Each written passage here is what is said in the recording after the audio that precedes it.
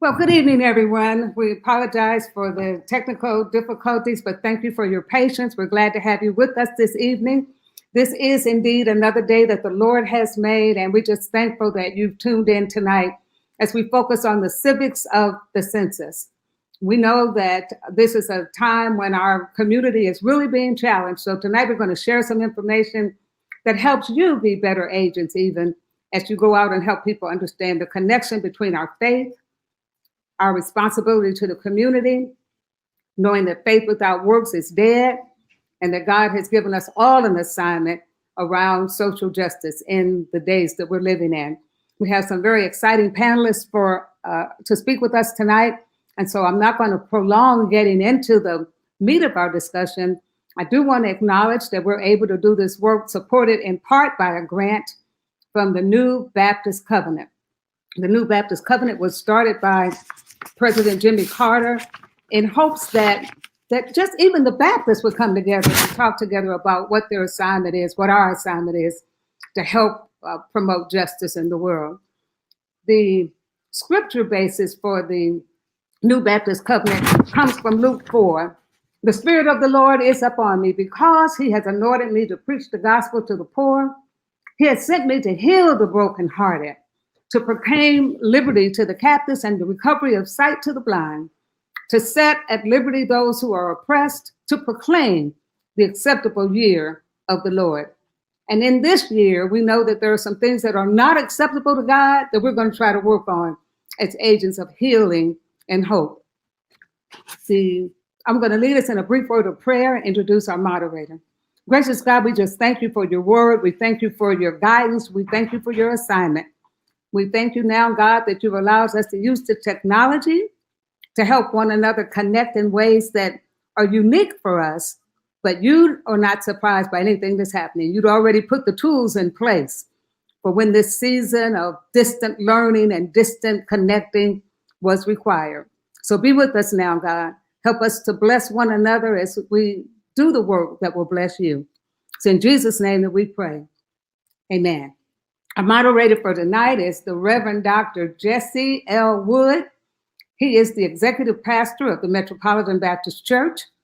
He has formerly pastored Love Zion in Ohio. He was in school, it looks like, most of his life, with degrees from a number of universities, including The Ohio State University, Andover, Newton School of Theology. He has degrees from a degree, and I'm sorry, forgive me, I just missed up where I was going here. He has a degree also from Union Theological Seminary in Dayton, Ohio, and an honorary doctorate of humane letters from Central State University. We at Metropolitan know him as the one who helps to make things get done, and he has been a true supporter of social justice work. He's a political organizer himself and has a long history of working for missions and for racial justice in our nation. So I'm excited to be able to invite him to lead us through our time together tonight. And if we were in person, we would clap for him. So just clap for him, even though he may not be able to see you and hear you, and thank him for the work that he's about to do tonight. Reverend Jesse, we thank you. We're in your hands, Dr. Wood. Thank you, Reverend Brenda. And good evening to everyone. It certainly is my joy and honor to serve this evening as your moderator. In the early years in the civil rights and social justice movement, many of us thought the census was designed to work against us and not for us. But we have discovered over the years that our failure to participate has dire consequences and puts us and our communities at risk of not receiving the care and financial considerations we so rightly deserve. Although this is the 2020 census, it is important for us to know that this census does not just impact your life and that of your community for the next year or 2 years to come, but this census has decade implications. It will shape and govern the affairs of your life for the next 10 years. Regardless of the size or location of your community, every community will be impacted. Perhaps you're asking how.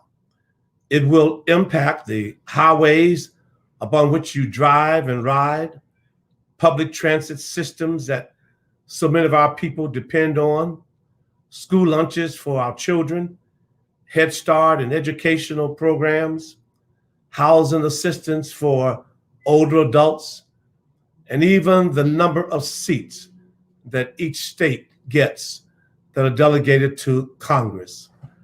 The list cannot be exhausted in the brief time we have to share. But we have a very knowledgeable panel that will be able to address most, if not all, of your questions and concerns. So let's meet our panelists. First, I'd like to introduce to you Elizabeth Hewlett, Esquire, an accomplished attorney, a tireless leader, a prolific servant of the public interest, a proud resident of Prince George's County. She serves as chairperson of the Prince George's County Planning Board of the Maryland National Capital Park and Planning Commission, the first African-American, first woman to serve in this position. She comes to us this evening in her role as chair of the Prince George's County 2020 Census Complete Count Committee.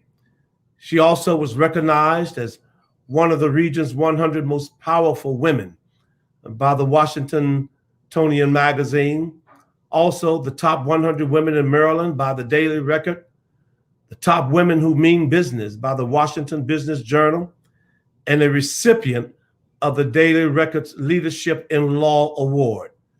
Ms. Hewlett earned her bachelor from Tufts University, her Juris Doctorate from Boston College Law School, and is a firm believer in to whom much is given, much is required. Our second panelist is the Reverend Starlette Thomas. Reverend Starlette Thomas is a first-generation preacher, an ordained American Baptist minister, author, activist, and the principal architect of the Raceless Gospel, a denominational leader and pastor. She presently serves as the minister to empower congregations at the DC Baptist Convention and has served as an interim and associate pastor. I call her Miss Fire. She has spoken and presented papers on the doctrine of race and racial anthropology and ecclesiology, both locally, nationally, and internationally, before the Baptist World Alliance, the Cooperative Baptist Fellowship, the North American Baptist Fellowship, the Servant Leadership School, the World Council of Churches North America. Reverend Starlette is presently pursuing a doctoral ministry at Wesley Theological Seminary in Washington, D.C. And then thirdly, we have Miss Terri Reaves, who is the ministry lead for Metropolitan Social Justice and Public Policy Ministry. She currently serves as the treasurer for the Maryland District 25 leadership team and is the District 25 representative on the Prince George's County Census 2020 Complete Count Committee. She is masterful at informing, empowering, and engaging people in the work of social justice. Terri received a BA from Salisbury University, a master's in telecommunications management from the Keller School of Management of DeVry University. She is also a Diamond Life member of Delta Sigma Theta Sorority Incorporated. In just one moment, each panelist will be given a few minutes to make an opening statement and to elaborate on the importance and value of the 2020 census. Elizabeth Hewlett will put emphasis upon how, when, where, and why of the census. Reverend Starlette will deal especially with why people of faith must be involved.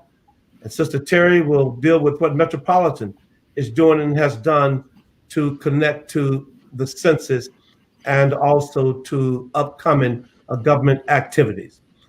Following their presentations will be a question and answer period.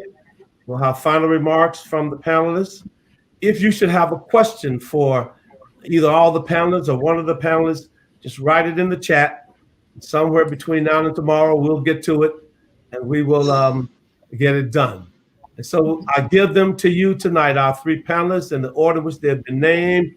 Elizabeth Hewlett, Reverend Starlette Thomas, Terri Reaves, and they will come to you now. Thank you so much, Pastor Wood, and good evening, everyone. Good evening to our esteemed panelists and to all of our viewers, and of course, the Reverend Gerton Mitchell. It was so good to see everyone. So as you indicated, I am chair of the Prince George's County Census Complete Count Committee, and some people may not know what that is. So it is a dedicated volunteer committee of a cross-section of our community leaders, stakeholders, organizations who are all committed to increasing awareness and motivating residents to complete our census. It's basically a wonderful census ambassador group, and it is the best of the best in the nation, I must say.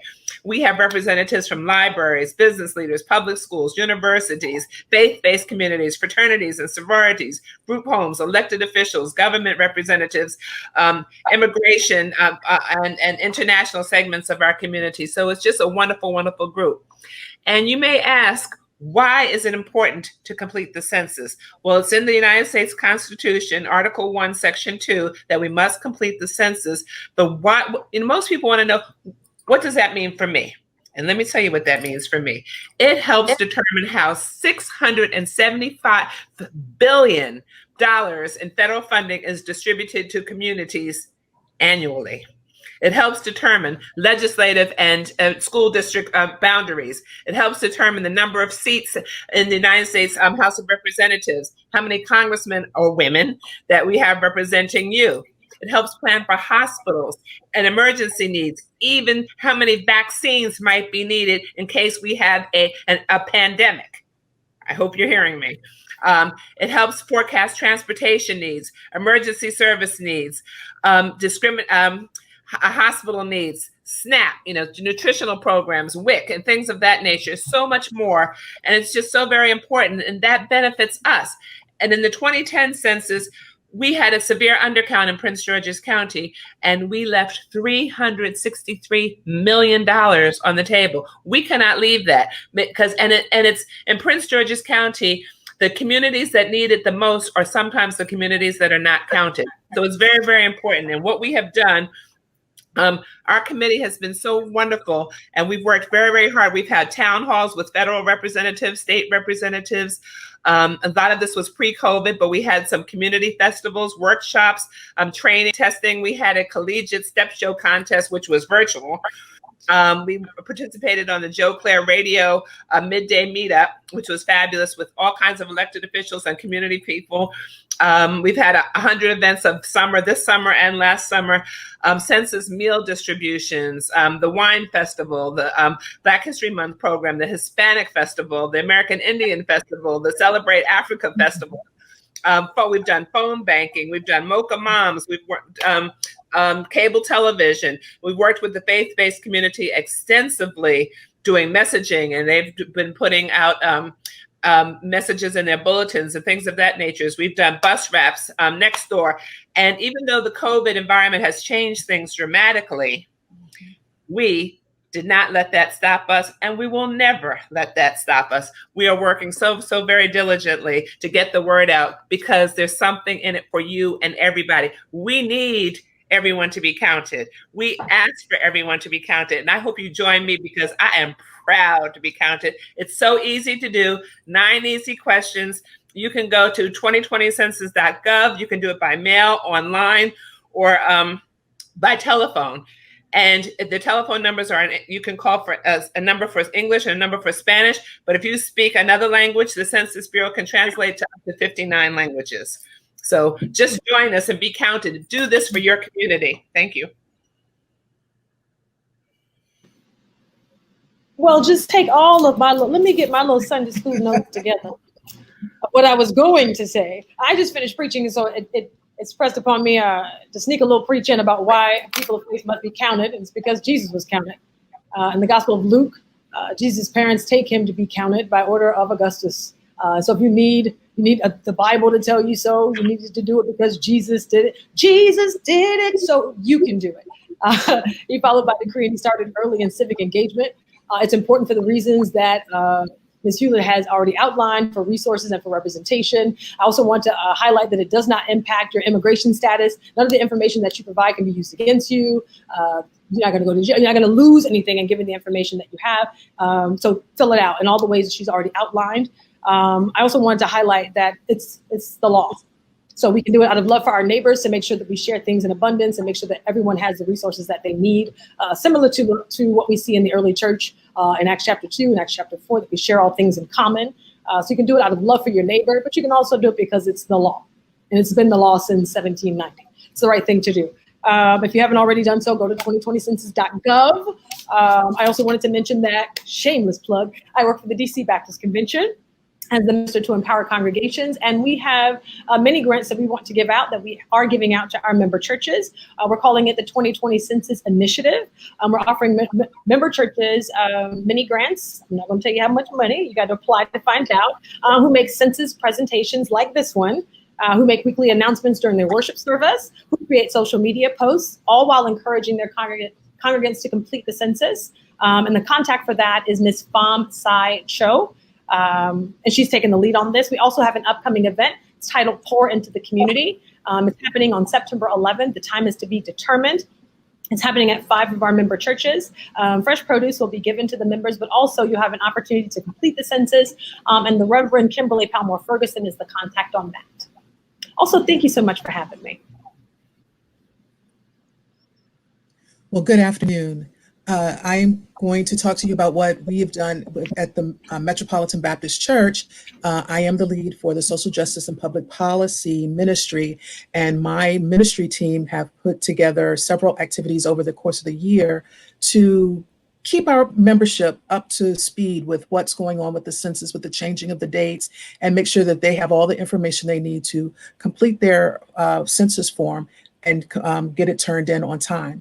So just to give you some background, back in January, on January 18th, we hosted the first the Civics of the Census Forum. Now, of course, this was pre-COVID, so we did it in person at the church, in the church sanctuary. Director Fernando Armstrong came down from Pennsylvania. He's the director of the U.S. Census Bureau's Philadelphia regional office. He came down from Philly that Saturday, snowy Saturday morning, to participate on the panel and provided a lot of information, like you just heard from Chairwoman Hewlett. And then we also had Judge George Hazel. And at the time, this was right after it was determined that the citizenship question could not be included on the census form. And Judge Hazel is the one who made the ruling. And so he talked to us about what the logic was with that he went through to make that decision. We also had Mr. LaJoy Mosby on the panel, and she is the president of the Central Maryland chapter of the African American Historical and Genealogical Society. And she was fantastic. She talked to us about how this data in the census is important for those who are looking for their ancestors, for doing that research, their genealogical research. So then in February, I was blessed to be able to address the congregation on a Sunday morning to fill them up on what we learned at the forum, but also on any upcoming activities for the census. But one thing I really emphasize with them is something that Director Armstrong emphasized with us, is that the census is safe, it's important, and it's our civic duty. And you just heard that from Chair Hewlett as well as Reverend Thomas. So over the spring and summer, we did several activities. We had articles in the newsletter. We had church announcements. We had phone calls to remind our members to complete the census, as well as to complete the census and make sure they sent it in, of course. So now we are planning for the 2020 presidential election. So all that we've done and all that we continue to do to serve our members is to provide information so they will have the latest, most up-to-date data so they can make the right decisions, or may be able to make their choices. So another reason we do it is because, especially now, we understand how the census and how voting really, even though they may seem to be parallel activities, but they really come together at this time, and I'll tell you why.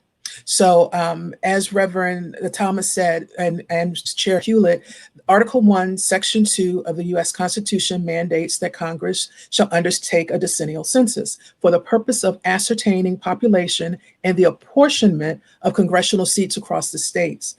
So every state in the Union has at least one representative in Congress, in the House of Representatives, but based on their population, they have more. And so the results of the census allocates that more, how many additional seats a state gets in the House of Representatives. The census also impacts the state power because the states have the authority to select the president of the United States through the Electoral College. States are allocated, like I said, the number of electors, but that number of electors is equal to the number of representatives in the House of Representatives. And so right now there's a cap of 536 for the electors and 435 for the representatives, but even still the base for all of that comes from the census tolls. So if you don't participate in the census in this respect, then you're limiting the power that your state has to make change for the country. So while the census, oh, go ahead. Oh, please continue. Okay, so while the census does influence the Electoral College, it also impacts local local politics, because once the census is done every 10 years, then we start talking about redistricting.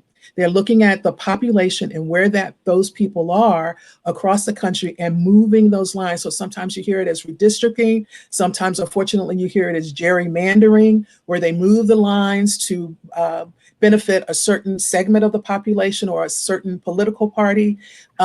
Again, the foundation of it all is through the census. And now with the pandemic, a lot of people when I've been reading this, that a lot of people are considering moving out of some high population areas like New York, DC, Boston, California, moving and not being so densely populated. As they move out and spread out into some other areas, then the numbers will change. And if the numbers change, then our numbers of representative changes as well. Thank you. Go ahead, Reverend Wood. Not a problem. I want to thank each of you for the opening part of the presentation. There are several questions that I want to at least pose to you, and any can answer. I suspect that Elizabeth is probably going to fall in your lap, and Terri for just a moment. But I think one of the concerns that those who perhaps hesitate in doing the census have will be what happens to the personal information that one provides.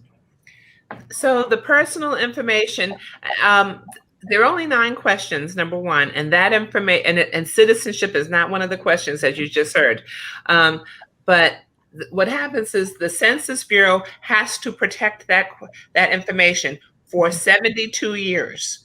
For 72 years, they cannot disseminate that information even to other government entities, even to immigration, to anybody else who could use it for any suspect or nefarious purposes. They cannot do that. It is punishable by a fine up to $250,000 plus a 5-year prison sentence under Title 13 of the U.S. Code. So they cannot. And it really is safe.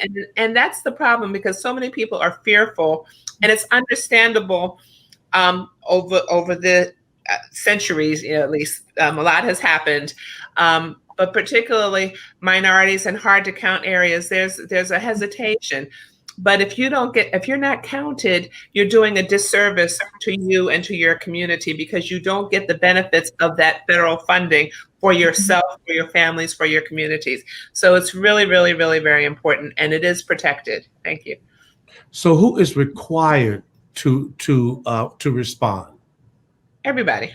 Everyone, every single person is required to respond. And it doesn't matter whether you're a U.S. citizen or not. Every single person, we want, the thing is, each person counts. Everyone is counted, and this benefits each person. So we want the little bitty babies. If you have a brand new baby or the very elderly, no matter who it is, we want you. We want you counted, and you deserve it. So we want every single person counted. Now, one thing I think that we need to at least mention, I was doing a little reading earlier today, and it looks like the date continues to change in terms of when the forms are due. I saw one that's December, and I've heard October. So let's clarify exactly now, what's the deadline? When must the census data be in? Okay, so things have changed, and it's to be honest, it's discouraging.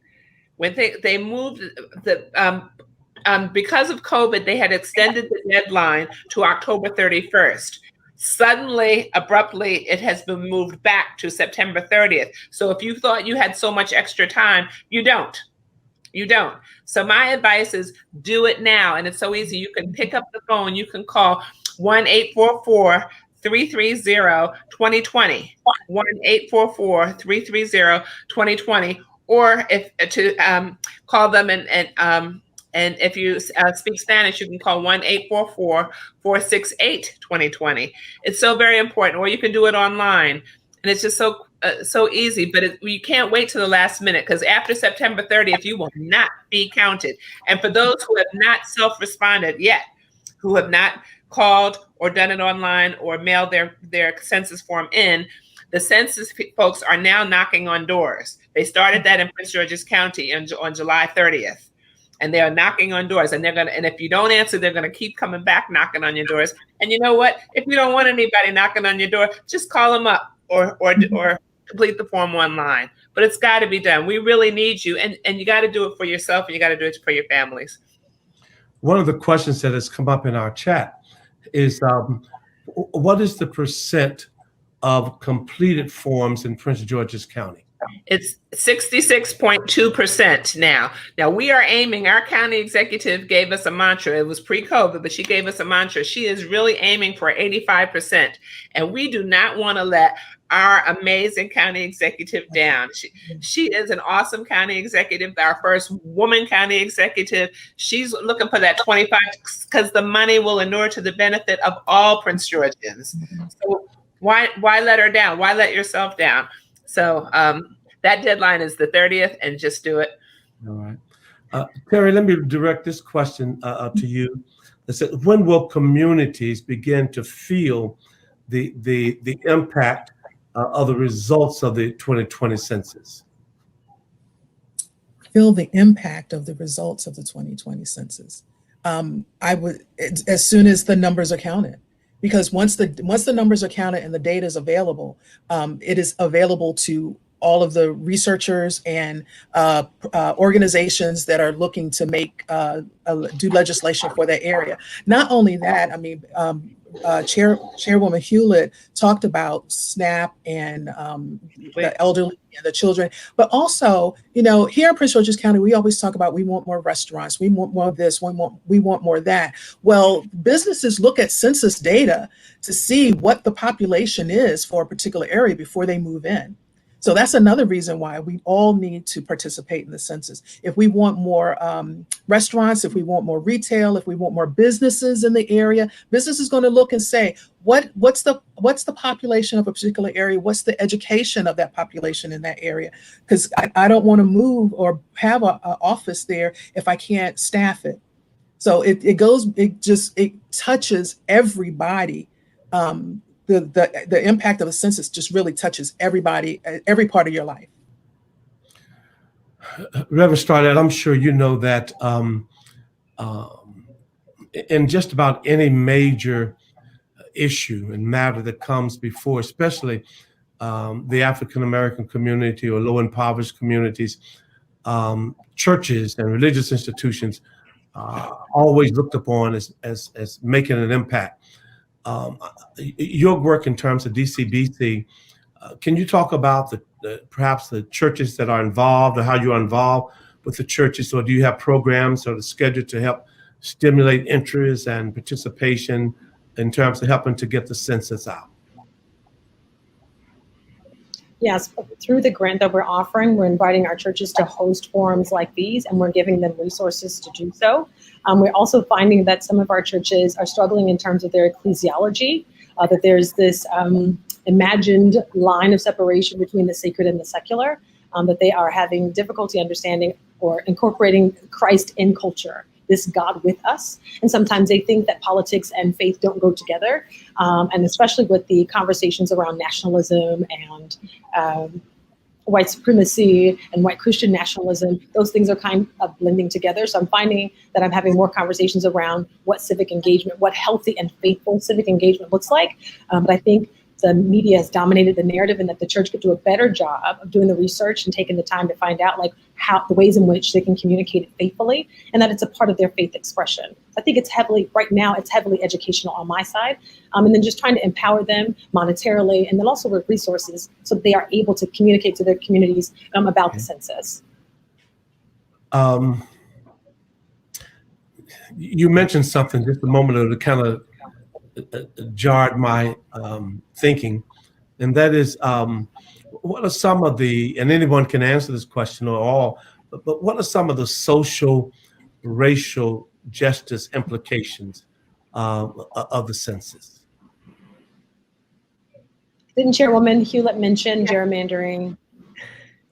Well, no, I think Terri mentioned that, but I think gerrymandering is a factor, but I'd like to frame that. I think the racial and justice implications of the census are in the category of failing to complete the census, from my perspective. Because when you fail to complete that census, we are shortchanging ourselves. And why would we do that? This is a minority community here in Prince George's County. Let's start there.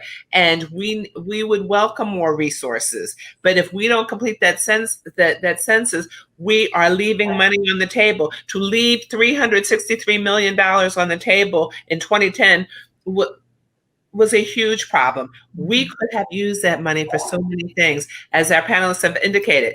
I mean, it really would have benefited us in so many ways. Now, I said before we were at 66.2%, and that is actually above the national average, which is 63.9% now. But and in the DMV area, generally speaking, we're a little bit higher. Virginia is at 68.7%, and Maryland is at 68.3%. We're trying to play. We're a little bit trying to play catch up a little bit, but. The implications are this: if you leave that money on the table and then you turn around and say, why aren't my roads fixed? Why don't I have better transportation? We need some more programs like SNAP, not like WIC, things like that. I need more representation. You can say all these things that you need, but if you don't fill out that census, guess where that blame falls? Mm-hmm. I agree. If I could, again, and that's because the census touches every area of our lives. We want more schools. We need to count our babies. We want more transportation. We need to be counted so that they know where the population is to get more transportation dollars. Jobs, education, housing. Not only housing for us, but for our seniors and things like it just really touches, and I can't emphasize it enough, literally every area of your life. And again, once the data has been collected and analyzed and made available, then the organizations, business or whatever can use that data to create policies, practices, processes that really impact all of our communities, and it can create a ecosystem where all of us can thrive. But if we don't get the money, if we don't get counted, and we leave money on the table, then we're shortchanging ourselves. I know I emphasize. Please start it, Reverend. Well, I guess my struggle is when I talk to pastors of older churches, they have this otherworldly ecclesiology that they don't need to worry about the census. They're worrying about the sweet by and getting to heaven. So I guess my challenge is always to bring them back to earth and say, hey, this matters. This is important. And sometimes they see engaging in politics as, not really God's work. And so I just wanted to say that I'm very grateful for this conversation, and I'm hoping that other churches would adopt what Metropolitan has done, because it's definitely needed. Okay, great. Thank you. Now, we have kind of talked a lot this evening about Prince George's County in particular, and that's where a couple of you serve in particular. But what about other communities? How do other communities get this information and get involved, information such as you've shared tonight about Prince George's County? You can go to census.gov, 2020census.gov, and get all kinds of information. You can get what's considered the hard to count areas. You can go in, plug in by zip code and find out how your community is doing in terms of your census response. So there's a lot of ways you can get that information, but the Census Bureau itself has been fabulous and has all the information that you need. I'm going to switch horses in this conversation just a little bit. So here's the question I want to ask. I was trying to decide how I want to phrase it. But what's more important, the census or voting? I think they're two peas in a pod. They're both. It's a false choice. So what's the relationship? It's a false choice. It's not either or. It's both and. You can't have one without the other. One influences and determines the other. Well, just share with us the relationship then between, as you see it, from the relationship between census, and voting. We've got. I'm gonna kick it to the Reverend Dr. Bishop Hewlett. So it is so very important. If you care about yourself, if you care about your family, if you care about the community and that you leave to your children and your grandchildren, if you care about the community at large, you better get out there and vote. And you better get out there and complete that census, because they do go hand in hand. Voting will determine who represents you. And if you fail to vote, there's a quote that says, bad people are elected by good people who fail to vote. That's right. Get out there to those polls, or however we have to vote, you're going to get out there and vote. And then the same thing applies to census. If you don't fill out that census form, you are shortchanging your community, shortchanging yourself. And that's equally important. You got to do all of that, all of the above. If you care about yourself, your future, your children and your grandchildren's future, and your community's future, you got to get out there and do that. It's our obligation. And let's talk about voting for a second. All of those people, you got to remember John Lewis. All of those people who died, all of those people who got subjected to those hoses, the billy clubs, the nightsticks, the bombs, the lynching and everything. You better get out there and vote for your community and get a good person to represent you. And you better complete that census to make sure that you are counted. Well, voting is certainly high on the radar screen. Voting is obviously quite high on the radar screen, and how it happens this fall is obviously going to be quite interesting. There may be some confusion, however, around the difference between a mail-in ballot and absentee ballots. Can someone speak to that?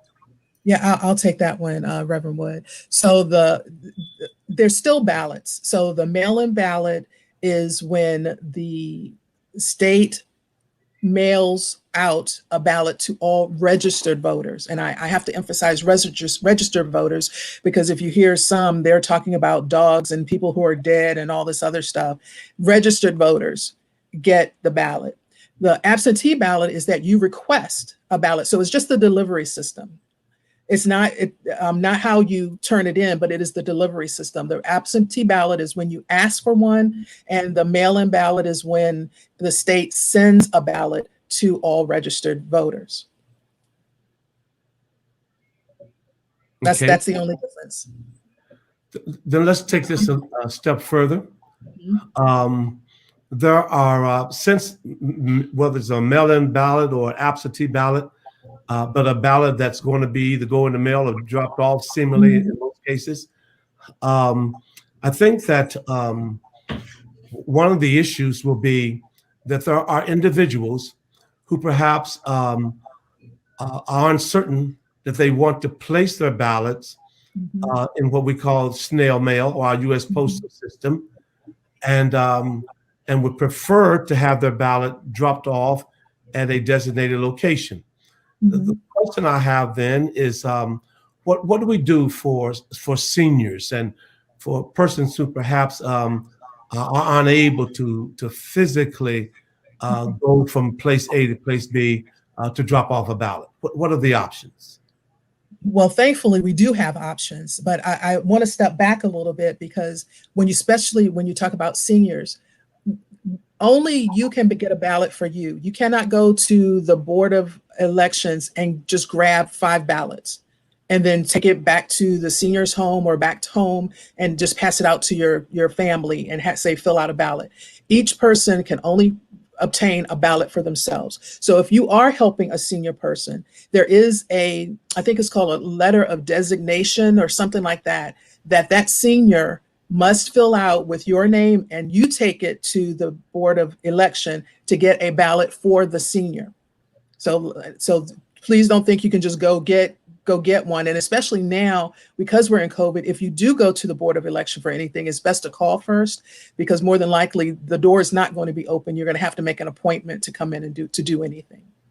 So as far as actually voting, there's several ways. Yes, you can go drop the ballot off at the Board of Election. Again, call first, make an appointment. Sometimes some areas will have drop boxes or ballot boxes, the secure ballot box that you can go in and just drop the ballot in there.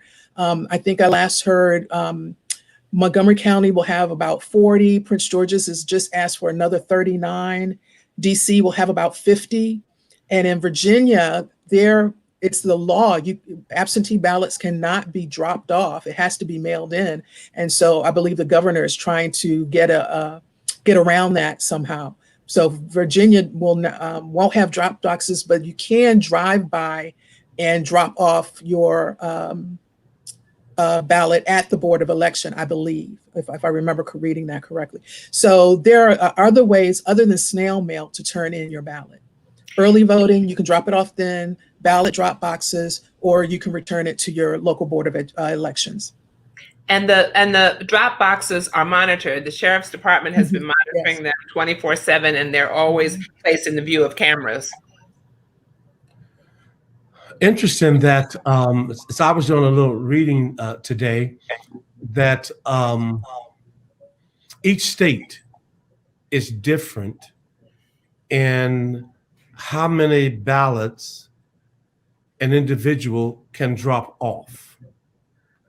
And so what I'm saying is simply that, and the explanation that they gave was that you simply can't go into let's say a nursing home or whatever that facility may be and collect a handful of ballots and drop them off on behalf of those individuals.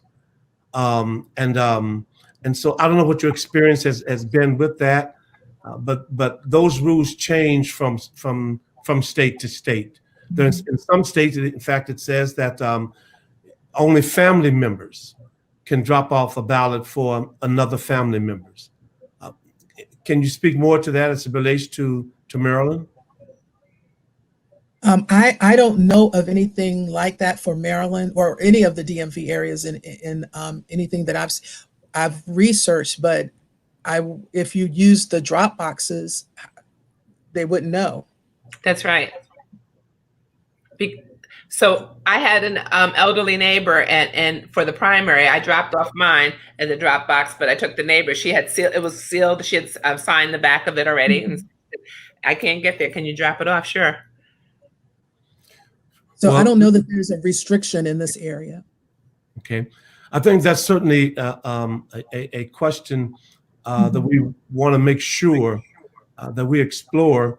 The rationale behind that was that that persons who pick up ballots in some group fashion have the potential of influencing how that person may have filled out or completed their ballot. So Terri, please.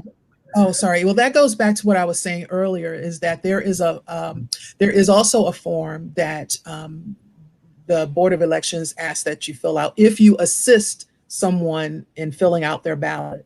Now, it's honor system, all of this really is, but there is, just like you have a form to fill out if you pick up a ballot for a person. If you assist them, meaning even if you just fill it out for them or move their hands so they check it, so that that they make the marks on the ballot, they're asking that there's additional form be submitted as well that shows that that person did receive assistance in completing their ballot. But you also mentioned another thing. For the ballots, please remember to sign your ballot, because if you don't, it is no good. All of the ballots are verified, and if you don't sign your ballot, it's not counted. Same thing if it asks for black ink, use black ink, not pencil, not blue ink, but black ink, because again, if the ballot is not perfect, then it'll go to the side. So is it a correct statement that all the DMV allows for early voting?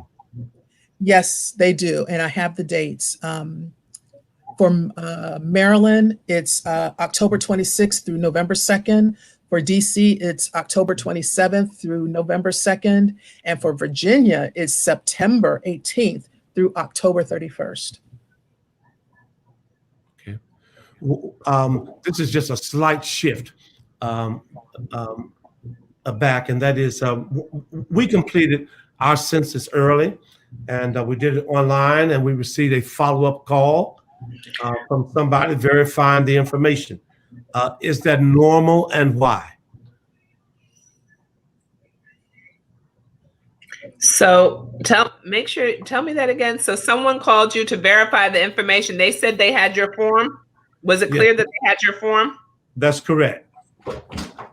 And then they called to. I have a animal in the background who's trying to get into the conversation, and I apologize for everyone. But yes, we completed it early, and then someone did call. They indicated they had received the census form, and they wanted to verify the information. And is that just the way it works? I can't answer that, but you indicated earlier that you would continue and try to get some of these questions answered by tomorrow too. So that's going to have to be one of them.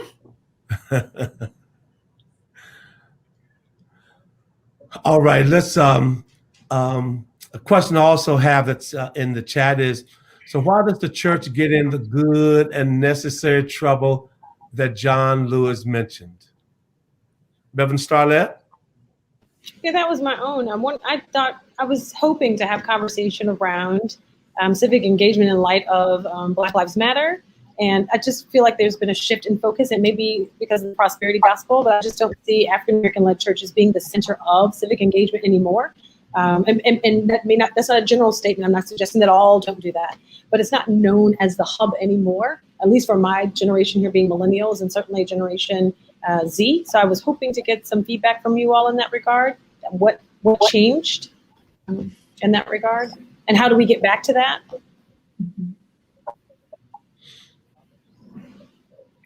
Are there any comments, panelists?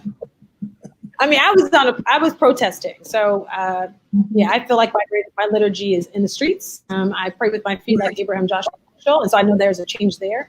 But I was looking for more engagement from the church in that regard, and it just seems like the focus has shifted. So I kind of see it a little bit differently, and I don't know for sure, but from my nieces and nephews talking with them, is that when we say why is the church not up front of everything?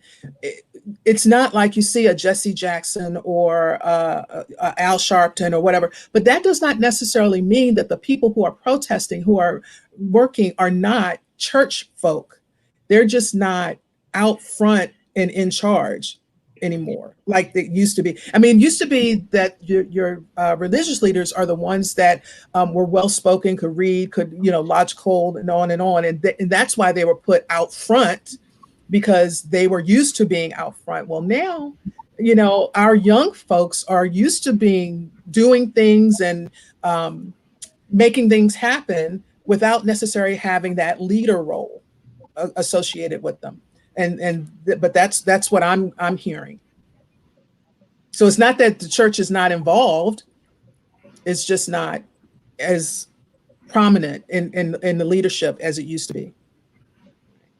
I mean, for my generation, we believe in shared leadership. And I know there's been conversation when we were on the ground this summer about the absence of mentorship from previous generation. And so there was a lot of conversation about where our, other generations. We kind of wanted those folks on the front lines with us. And so I just wanted to know what the shift was about. I'm shamelessly using this conversation to kind of understand the shift. So when you say other generations, are you referring to generation Y and Z, and then so it would be what, Boomer? I saw some X's, but not a lot. Mm-hmm. Interesting. One of the things I might say is that that I found exciting around this whole social justice movement, and for my generation, and I'm sitting and I'm watching the protests, and I'm watching the generations that are out front in the protests, and I sat for a moment and I said, I once was where they are, and there was a time in when I was their age, if you will, in my generation, when we did what they are doing. And it was a great thing to see young people engaged in that way. And I think every generation finds its place and realizes the need to participate in a way that speaks to them. And for us, it perhaps was different because of the dynamics and the circumstances. We have moved from sit-ins, if you will. We moved literally from the boycotts. We've moved from even have to cross in the bridge to a large extent. But when you look back in generations, even in John Lewis's time, as he crossed the bridge, and you look at that generation, it was a generation of young people in pretty much the same age range category as we see today. So I think we see a shift, but the shift, I think, has been dictated by the culture. And so the young people are engaged in the way that speaks to them. But I'm so glad they are engaged. Online, so that's fair. Would you say, Starlette? If I said that's fair, because we do organize online, and we also, like in the midst of protesting, we were also registering people to vote. So I just wanted to let people know that we weren't just out, just marching. We were also, it was a both and. We don't do the false choice or the false dichotomy. We were protesting. Right. We were also registering people to vote and also encouraging them to participate in government. So we're doing both, but we do miss y'all. and let me just tell you, this senior was out there protesting too. So I might have been walking a little bit slower, That's all right. We'll take it. We will take it. Yeah. It's okay. But what was good to see is the various age groups and the diversity, because this is serious. I'm sorry that it took some egregious actions to awaken so many others. That is devastating, but it was good to see. It's been good to see the diversity and across the board protesting, and my hat's off to the younger folks. I mean, it just warmed my heart. It really did. And I need to go back to one other thing for a second, because this question was kind of bothering me for a second. So Pastor Wood, you asked me that question about the census people calling after you had completed your census, and I don't think it's common, and I didn't understand what you meant, because sometimes there are fake people who do call sometimes, and if they're asking you personal questions that go beyond the scope of the 9 questions that you answered, then if they're asking you for super personal information and your social security number and things like that, they are fake people. Don't talk to them. But if they are legitimate Census Bureau personnel, and they are asking you, and if they for clarification, if there was something confusing on your responses, they may call you for that, but they're not going to call you and ask you for superfluous information that was never on the questionnaire to begin with. So I think that's good. And I think that's good for you to have shared that, because you're so absolutely right. There are certain things that they will not ask. Correct. And we need to be quite aware, of that as well. And you know what? And everybody, and look, I'm a senior now. The calls I get, the scam calls I get from everybody, so you do have to be careful. So. Yeah. Well, we are moving towards closure, and I want first to thank each of you for such an outstanding job of sharing with us as our panel this evening. Elizabeth Hewlett, the Reverend Starlette Thomas, and Sister Terri Reaves. I also want to encourage all of our listening audience to be active in social justice movement, to make sure that you complete your census, to make sure you vote, and to make sure you become a committee of one, to make sure that everybody else does the same. Now, for our panelists, I'm going to give you 1 minute to share with us any nuggets that you would like for any one good nugget, if you will, that you would like for someone to take away from this presentation this evening. And I guess we'll start at the top, Elizabeth, with you and work our way down. Okay. I would just say vote and complete your census. Do it for you. Do it for your family. Do it for your community. And do not shortchange yourself. You are better than that. Thank you. Terri? I would say churches. I'm We sorry. were down. Oh, no, you did the right thing. I would say to our churches, get in trouble. And we should be troublemakers. If they're going, if certain leaders, political leaders, are going to make it difficult, that we put our body on the line, and that this matters that much, and that this is the time to get arrested. This is the time to get in good, necessary trouble in honor of John Lewis. So I would ask that our churches do that. This is the time to do it. Thank you. Terri? I would say have a plan. This is not the election like in the elections past. We can't be guaranteed that our vote will count if it goes through the U.S. mail, unfortunately. So have a plan. If you haven't done it yet, go ahead and or go to the web and order your election ballot. Ballots won't come out. I think they're printed in September, late September, early October. But you can put it in now that you want your ballot mailed to you. Don't wait for the state to automatically mail it to elected voters, registered voters. Go to this website and order it now. And when it comes, immediately fill it out and drop it off at a drop box, or if it's during the early vote, take it to an early vote center and drop it off. You probably won't even have to go in, because more than likely, at least in Prince George's County, all the voter sites won't be open, only a few, and most of those will probably have a drop box. But make a plan, do it now. Thank you. Thank you all so much for sharing with us. Reverend Brenda Mitchell is going to bring our closing remarks.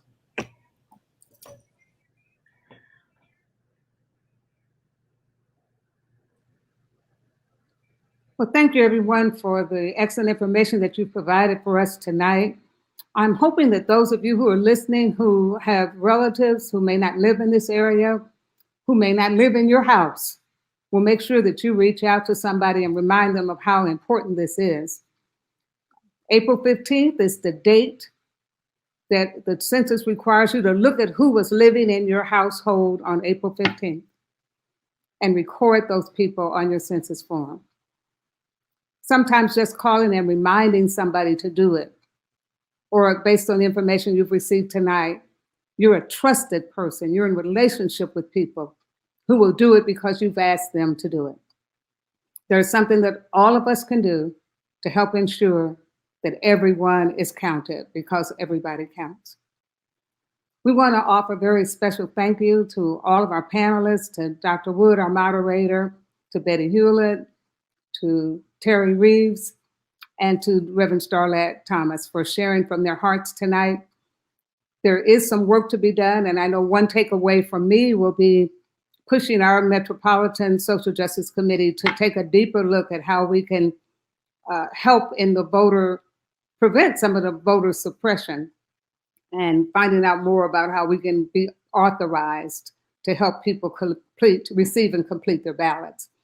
Find an action that you can take and do it, and God will be pleased. Our sponsors have been listed for tonight: Metropolitan Baptist Church, Grace and Race Ministries, Kingdom Mission Society, the New Baptist Covenant, and DC Baptist Convention. We say thanks to all of them. And we say thanks to Erica Finner, who has been our behind-the-scenes person, helping us to try a new connection tonight. So we experimented with a program called StreamYard, blending it with Zoom. So we had a little bit of a hiccup, but we learned a lot as we're moving forward.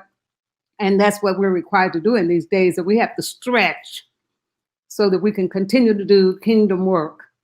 I know that many of you may have questions afterwards, so you can always reach me at B. Gurdon Mitchell at metropolitanbaptist.org, or you can reach our social justice ministry at social justice public policy at metropolitanbaptist.org. And we promise that we will get back to you. Thank you so much for being with us. And I'll just leave you with these words. I am one. I am one, but I am only one. I cannot do everything, but I can do something. And what I can do, and then you just kind of fill in the blank. What I can do to help advance the census, what I can do to help get out the vote, what I can do for racial justice. By the grace of God, I will do. And if each of us just makes that kind of pledge and moves forward to help be freedom fighters for today, to help be liberation workers for today, God will honor our efforts. And his grace is sufficient to help us through these hardships. We know how the story will end because our God is a God who will always win. Thank you so much for being with us tonight. We look forward to you joining us for future conversation. And if you need help, reach out and we'll find somebody to help. God bless and good night.